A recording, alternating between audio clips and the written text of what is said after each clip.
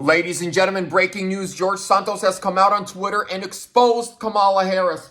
P. Diddy parties. Kamala was there. And right now, the mainstream news media is refusing to cover this story, even though they have pictures and videotapes of her partying with Diddy. But they are doing what they did with the story about the laptop from hell leading up to the 2020 election. Here's what George Santos says.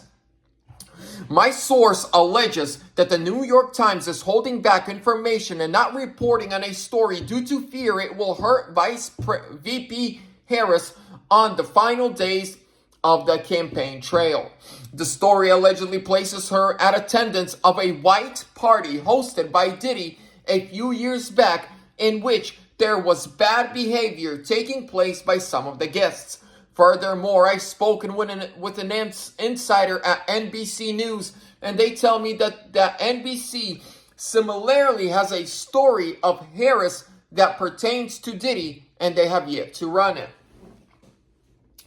After the viral video 2 days ago, a person reached out to me from Washington Post saying that they too are sitting on a Diddy-related Kamala story. The VP was not the subject of alleged investigative journalism into Diddy and was accidentally found in attendance at a white party years back. Here are the questions. Why did Harris then not question the behavior that she saw? Why didn't she do something as the top cop of San Francisco at the time? What about the Me Too movement? So many questions, so many allegations being cast. Why is the media not publishing this? I want a fair reporting stream, and the American people deserve to know what's really out there about both candidates. This feels like the Hunter laptop story from 2020. Only this time they are allegedly concealing the story in a distinctive, systematic form.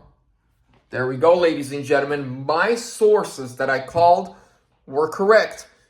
The story that Santos wanted to break has to do with Diddy, the parties, Kamala being there, and then ignoring or covering up the behaviors that she saw.